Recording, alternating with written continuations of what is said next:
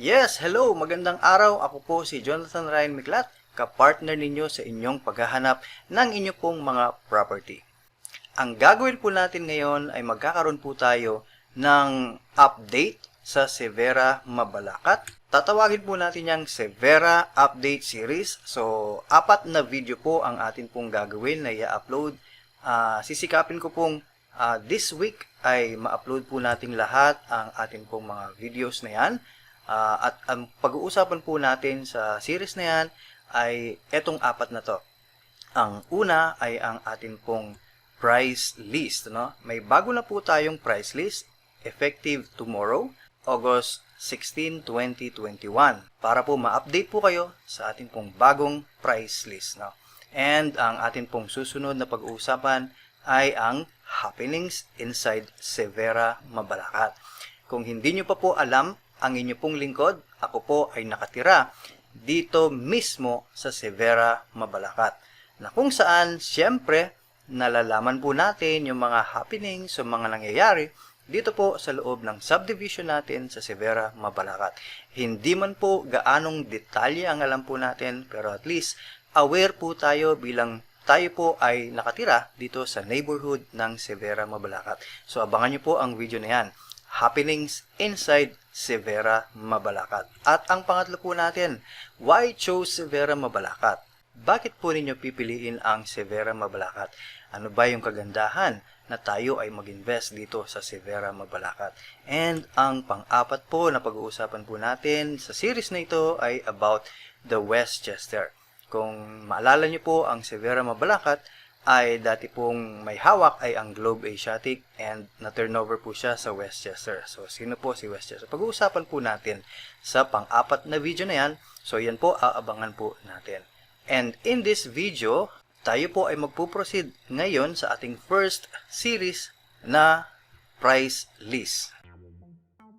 Yan. So, bago po tayo mag-proceed sa mga price list, papahapyawin po natin ang ating pong mga requirements sa paglo-loan natin sa Pag-ibig, sapagkat ang lahat po ng mga units dito po sa Severa Mabalacat ay under financing po ng Pag-ibig. So yan, may mga locally employed po tayo na requirements, may for business owners po tayo, and meron din naman po tayong mga for OFW.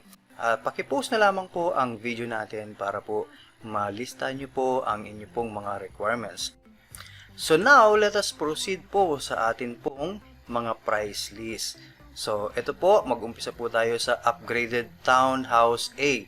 Tinawag po nating upgraded townhouse po yan ay sapagkat yung turnover po sa amin ay mas maganda po ang turnover ngayon. So, kaya po tinawag nating upgraded. So, upgraded townhouse A po ang pag-uusapan natin. So, ang total contract price po niyan is 1,697,000. So, ang loanable amount po niyan through Pag-ibig with 6.25% interest ay 1,612,000. So, ililes po natin yan sa TCP na 1,697,000. Ang lalabas po ay 85,000. Ngayon po, meron po tayong reservation na 20,000. So, ililes po natin yan sa 85,000 na equity. Ang lalabas po ay meron pa po tayong balance on equity na 65,000 pesos. Ngayon, pwede po natin yung bayaran within 3 months. Pag 3 months po ay 21,667 per month ang inyo pong babayaran. Pag 6 months naman po, ang gusto po ninyo, ang inyo pong monthly ay magiging 10,833 per month. Okay? So, ngayon, meron po tayong miscellaneous fee. Pero, yan po ay free. Yes, mananatili pong free ang miscellaneous fee po natin sa ating pong bagong price list. So, ngayon, tatalakayin po natin ng medyo detalye ang ating pong Pag-ibig loan for 30 years. Ano? Tingnan po natin yan. So, this is 30 years for 6.25%. Ang ating pong gross monthly income ay dapat po ay 29,000. No? So, kung kayo po ay nagsasahod ng 29,000 minimum pataas, ay qualified po kayo sa 30 years na loan term sa Pag-ibig. Kung halimbawa po, kayo po ay nagsasahod ng 25,000, kulang po tayo ng 4,000, at ang inyo naman pong spouse ay nagtatrabaho rin, pwede po kayong maging co-borrower. Sabihin ng co-borrower, parehas po kayo maglo-loan, pagsasamahin po ang inyo pong salary para po umabot siya sa 29,000. Magpo-provide po kayong parehas ng same requirements. So ngayon, ito po ang breakdown ng atin pong 30 years loan term sa Pag-ibig. So ang ating pong principal and interest ay nandyan po, which is 9,900 plus. Ang ating pong SRI, Sales Redemption Insurance, ay nasa 370 pesos. Ang ating naman pong fire insurance ay nasa 229 po siya. Ang monthly nyo po sa Pag-ibig for 30 years ay 10,525.86 na po. Okay? So, punta po tayo sa 25 years naman. So, ang 25 years, ang gross monthly income po natin ay 31,000. At ang atin pong monthly for 25 years, loan term sa Pag-ibig ay nasa 11,234 pesos. Okay, sa 20 years naman, 35,000 po ang kailangan pataas na monthly income. Nandyan po yung breakdown. Ang atin pong monthly for 20 years ay 12,383 pesos. Okay, sa 15 years naman, ang ating pong gross monthly income na kailangan, na minimum, ay 40,000. So, ayan po ang breakdown. Aabot po siya ng 14,422 ang ating monthly kapag 15 years. Sa 10 years naman, ang ating pong monthly gross income na minimum ay 53,000. And ang ating pong monthly noon kapag 10 years siya ay mas malaki na, which is 18,700 po siya. So, sa 5 years, of course, tataas din ang atin pong required monthly income, which is na 90,000 per month. And mataas din na ang atin pong monthly dahil 5 years lang, which is 31,952. So, ayan po ang atin pong price list sa upgraded Townhouse A po natin. Ngayon, punta na po tayo sa Townhouse B. Ang atin pong total contract price dyan ay 1,377,000. Ang ating pong loanable amount ngayon ay nasa 1,308,000. At i-minus po natin yan sa TCP, which is ang matitira po ay 69,000. Of course, meron po tayong reservation na 20,000. Ang balance on equity po natin noon ay nasa 49,000. And then, pwede nyo rin pong bayaran yan in 3 months. Sa 3 months po, ang monthly po ninyo ay 16,333. Sa 6 months po naman, ang monthly po ninyo ay 8,167. Take note, ang inyo pong balance sa equity o sa down payment ay 0 interest po hanggang 6 months. Okay? Now, ang ating pong miscellaneous, of course, free na naman po yan. So, ngayon, dadako po tayo sa 30 years naman ng upgraded Townhouse B. Ang atin pong required minimum salary dyan is 24,000. Yan po ang breakdown. Ang monthly po natin for 30 years ay 8,543 pesos. Sa 25 years naman, ang gross monthly income po natin ay nasa 25,000. At ang atin pong monthly noon ay magiging 9,118 pesos. Sa 20 years, ang atin pong gross monthly income na minimum ay nasa 28,000. Ang atin pong monthly sa Pag-ibig ay 10,050 pesos. Sa 15 years po naman, of course, tataas po ang ating gross monthly income, which is 33,000 monthly minimum pataas. At ang atin pong monthly for 15 years ay nasa 11,705 pesos. Sa 10 years naman, ang atin pong required salary ay 43,000 pesos at ang monthly po natin for 10 years ay 15,176 pesos. Sa 5 years, siyempre, mas mataas na ang ating gross monthly income dahil 5 years na lang, 73,000 ang required salary, minimum.